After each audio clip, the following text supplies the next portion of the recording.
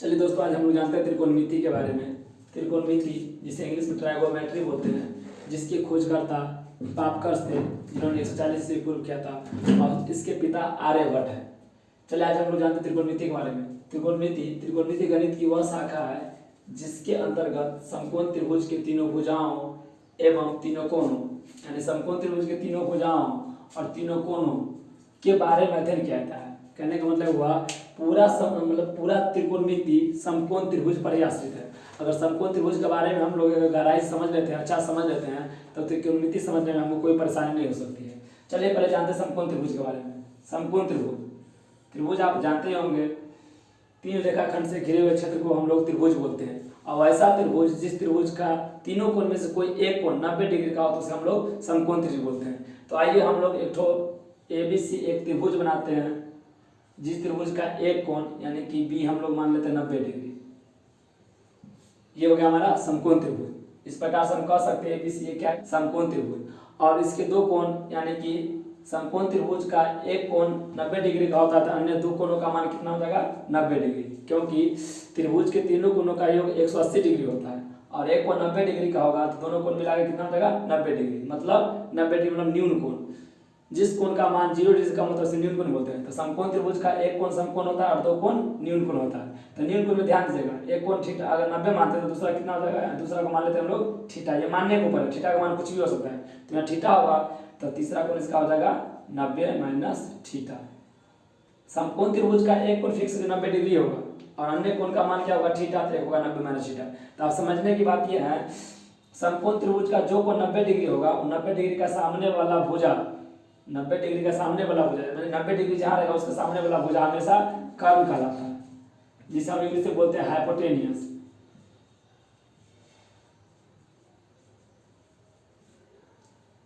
और थीटा जिस बताएगा, थीटा के सामने वाला कोण भुजा हमेशा लंब कहलाता है।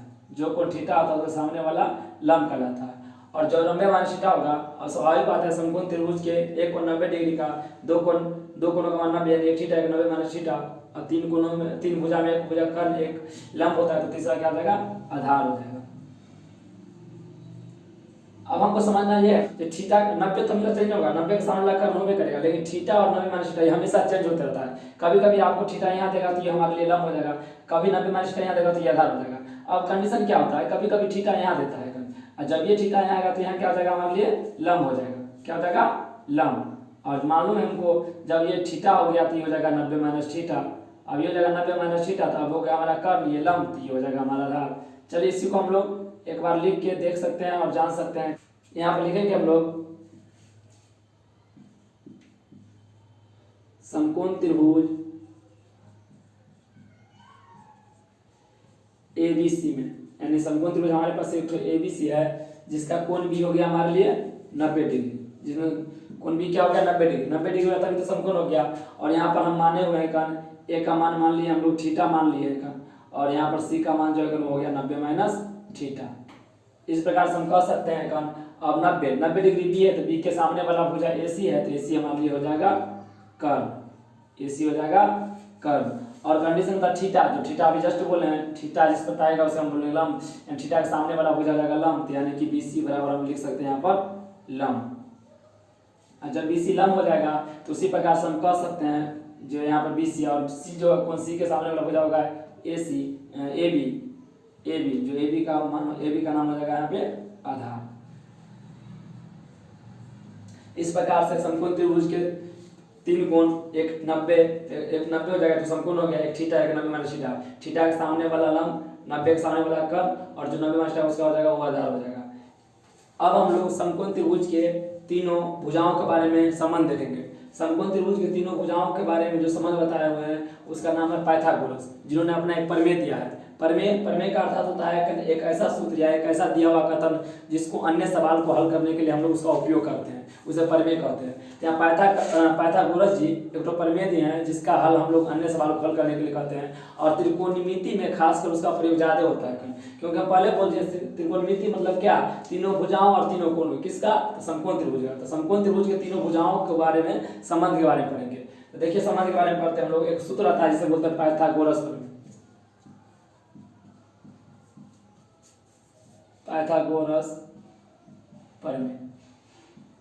पाइथागोरस प्रमेय जी का एक कथन था कि मतलब उसका पाइथागोरस जी का कथन था प्रमेय के रूप में, किसी भी समकोण त्रिभुज में सबसे बड़ी भुजा, तो समकोण त्रिभुज का सबसे बड़ी भुजा कर्ण होता है, तो सबसे बड़ी भुजा कर्ण का वर्ग अन्य दो भुजा के वर्गों के योग के बराबर होता है। ये हमारे लिए उसका कथन हो गया। उसी कथन को हम लोग आकृति में देख के लिखते हैं, तो उसको लिखते हैं पाइथागोरस प्रमेय, कर्ण सबसे बड़ी भुजा यानी कर्ण का स्क्वायर बराबर अन्य दो भुजा, कर्ण का स्क्वायर बराबर दो भुजा बच गया लंब और आधार, तो हो जाएगा लंब का स्क्वायर जोड़ आधार का स्क्वायर।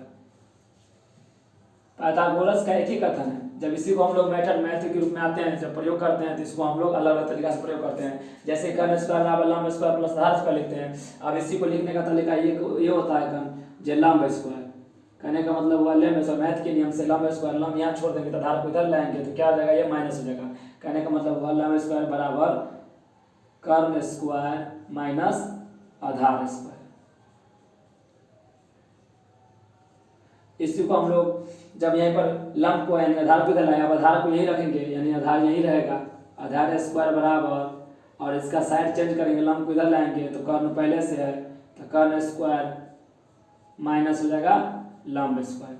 इसी को शॉर्ट फॉर्म में लिखते हैं कर्ण, कर्ण को हम बोलते हैं एच, तो एच स्क्वायर बराबर लिखेंगे लंब यानी P square plus B square. जब इसी को लिखते हैं पी स्क्वायर बराबर तो लिखेंगे H square minus P square B square.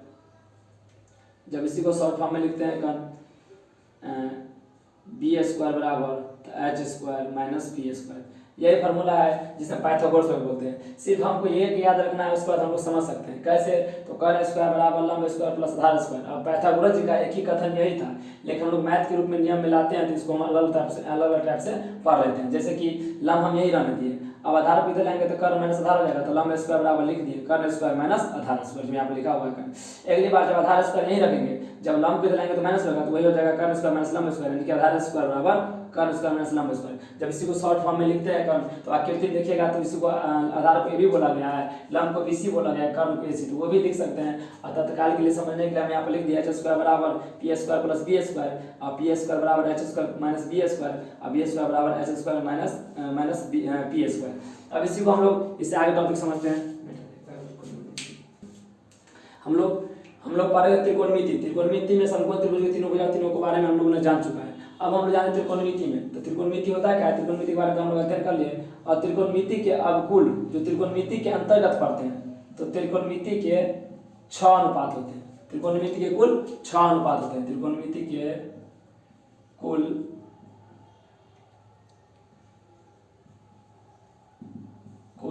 6 अनुपात होते हैं।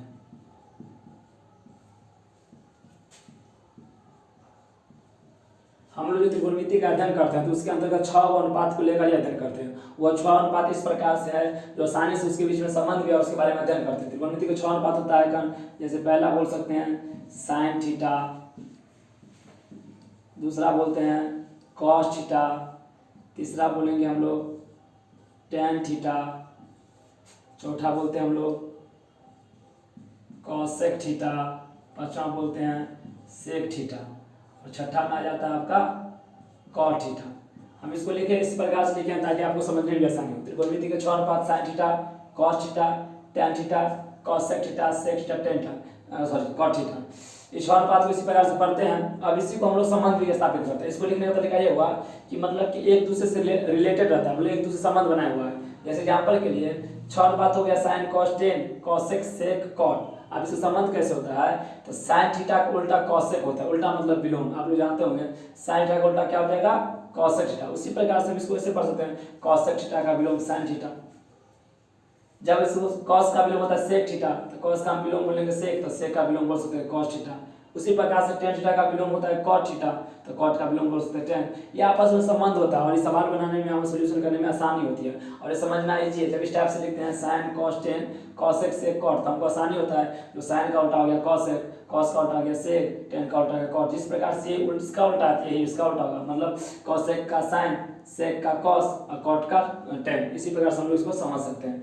तो दोस्त आज लोग हम लोग नहीं समझेंगे, इससे आगे हम लोग नेक्स्ट वीडियो में समझेंगे। आपने अगर इस चैनल को सब्सक्राइब नहीं किया है तो जल्दी से सब्सक्राइब कर ले और बेल आइकन को दबाना नहीं भूलें, ताकि आने वाला वीडियो का नोटिफिकेशन सबसे पहले आपको मिले।